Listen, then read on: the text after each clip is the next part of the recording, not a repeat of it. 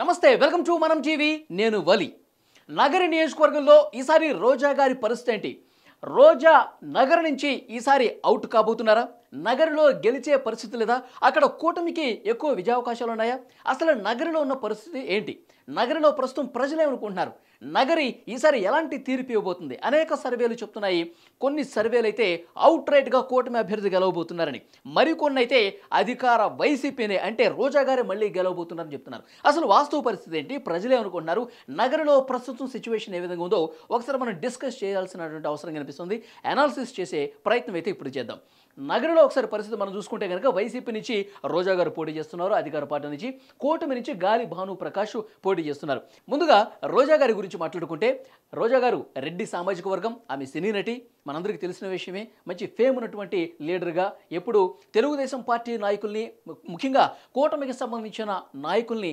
విమర్శిస్తూ ఎప్పుడు వార్తల్లో నిలిచే వ్యక్తిగా రోజా గారికి పేరుంది ముఖ్యంగా రోజా గారు రెడ్డి సామాజిక వర్గం రోజా గారు 2004లో తెలుగుదేశం పార్టీ నుంచి పోటీ చేసి ఓడిపోయారు నగర నియోజకవర్గం నుంచి ఆ తర్వాత 2009లో చంద్రగిరి నియోజకవర్గం నుంచి పోటీ చేసి ఓడిపోయారు మళ్ళీ వైసీపీలో జాయిన్ అయిన తర్వాత 2014లో నగర నియోజకవర్గం నుంచి పోటీ చేసి గెలిచారు 2019లో కూడా నగర నియోజకవర్గం నుంచి పోటీ చేసి గెలిచారు ఇప్పుడు 2024లో మళ్ళొకసారి గెలిచి హ్యాట్రిక్ కొట్టాలని తహతహలాడుతున్నారు నగరి ఎమ్మెల్యే రోజా ప్రస్తుతం అధికార పార్టీలో మంత్రిగా కూడా ఉన్నారు ఇక గాలి భాను ప్రకాష్ గారి విషయానికి వస్తే తెలుగుదేశం పార్టీ నుంచి 2019లో పోటీ చేసి రోజా గారి చేతిలోనే ఓడిపోయిన పరిస్థితి గాలి ముద్దుకృష్ణనాయుడు మాజీ మంత్రి ఎవరున్నారో వారి వారసుడిగా ఆయన చనిపోయిన తర్వాత రాజకీయాల్లోకి వచ్చారు గాలి భాను ప్రకాష్ కమ్మ సామాజిక వర్గం అమెరికాలో పీజీ చదివినటువంటి వ్యక్తి వెల్ ఎడ్యుకేటెడ్గా పేరుంది ప్రస్తుతం అధికార వైసీపీ అన్యాయాలు అరాచకాలని ప్రశ్నిస్తూ ఆయన కూటమి అభ్యర్థిగా ప్రచారం ఉధృతం చేస్తున్న పరిస్థితి కనిపిస్తోంది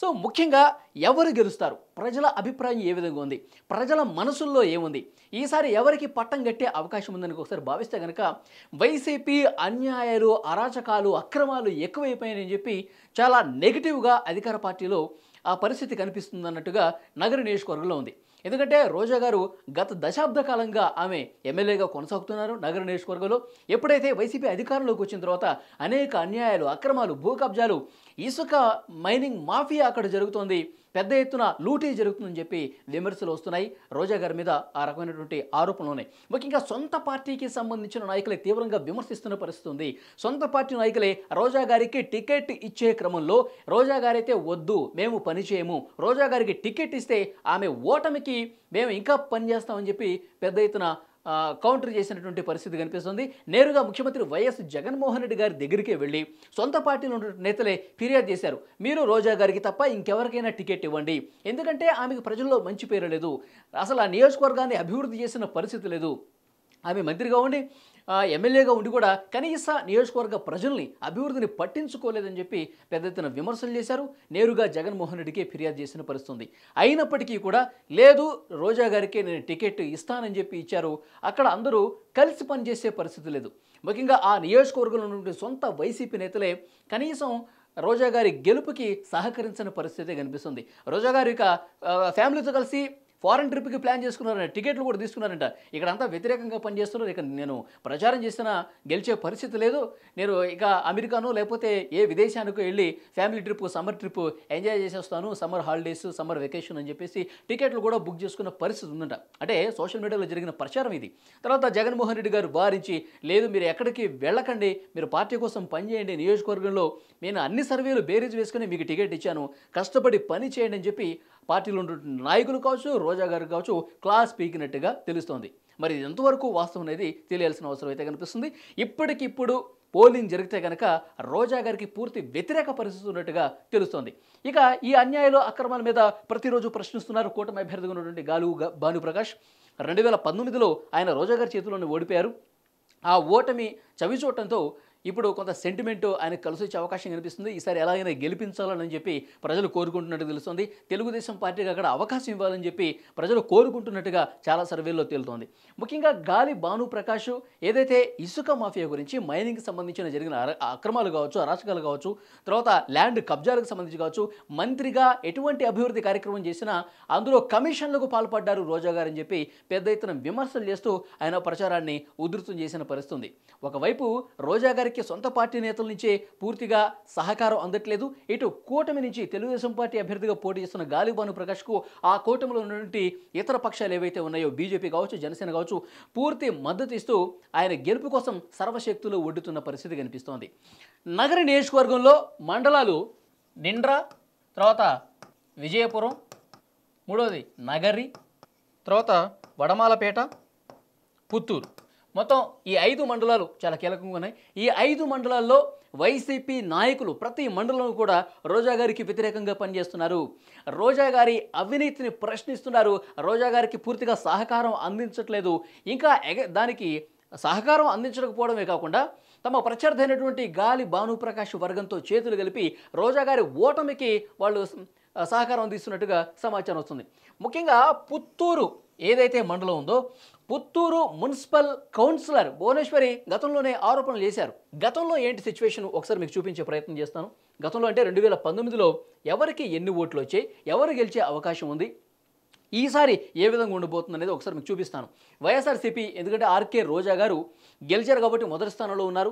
80,333 ఓట్లు నగర నియోజకవర్గానికి 2019లో వచ్చాయి. అంటే 47.6% ఓట్లు అనేవి దక్కిని రోజా గారికి, గెలిచారు. తెలుగుదేశం పార్టీ నుంచి గాలి భానుప్రకాష్ ఆయన ఓడిపోయారు. 77,625 గాలి భానుప్రకాష్ 77,625, 46%. రోజా గారికి 80,333, అంటే 3,000 చిల్లర ఓట్లే, వేలలోనే జస్ట్ 3,000 చిల్లర ఓట్లతో రోజా గారు గెలిచిన పరిస్థితి ఉంది. ఇక్కడ ఈ కాంగ్రెస్ నుంచి రాకేష్ రెడ్డి 3,000 ఓట్లు వచ్చినాయి. బీఎస్పీ నుంచి నాగనబోయిన ప్రవళిక 3,044 ఓట్లు. బీఎస్పీ గురించి ఇక్కడ మనం మాట్లాడుకోవాలి. 2019లో బీఎస్పీతో వామపక్షాలతో జతకట్టి జనసేన పోటీ చేసింది. అంటే జనసేన బీఎస్పీకి కలిపి ఇక్కడ వచ్చింది 3,000 ఓట్లు అనమాట. ఓకే, బీజేపీ నిషీధ ఎం 1,352 ఓట్లు, తర్వాత నోటాకి 1,688 ఓట్లు వచ్చినటువంటి పరిస్థితి ఉంది. సో డెఫినెట్గా ఇప్పుడు టీడీపీకి, బీఎస్పీకి, బీజేపీకి ఈ 3 కలిపితే కనుక 80,000 కంటే ఎక్కువ ఓట్లు ఉన్నాయి. ఇప్పుడు కూటమి బలం పుంజుకుంది. 2019 వైసీపీ ఒక సునామీని సృష్టించింది. 175కి 150 ఓట్లు సాధించింది. అంత సునామీలో కూడా కేవలం 3,000 ఓట్ల తేడాతో ఓడిపోయిన పరిస్థితి రోజా గారు కనిపిస్తుంది. ఇప్పుడు రోజా గారి మీద అవినీతి బాగా పెరిగిపోయిందని చెప్పి ఆమె మంత్రిగా ఉన్న ఎటువంటి అభివృద్ధి కార్యక్రమాలు చేయలేదు. సొంత పార్టీ నేతలు వ్యతిరేకంగా పనిచేస్తున్నారు. సొంత పార్టీ వాళ్ళే మా దగ్గర డబ్బులు తీసుకొని మమ్మల్ని ఏదో పదవిస్తానని చెప్పి ఊరించి డబ్బులు గుంజుకున్నారని చెప్పి పెద్ద విమర్శలు వస్తున్నాయి. సో ఇంత వ్యతిరేకత మూటగట్టుకున్నటువంటి నగరి నియోజకవర్గంలో రోజా గారి గెలుపు అసాధ్యం. ఆమె గెలిచే పరిస్థితి ఏమాత్రం లేదు.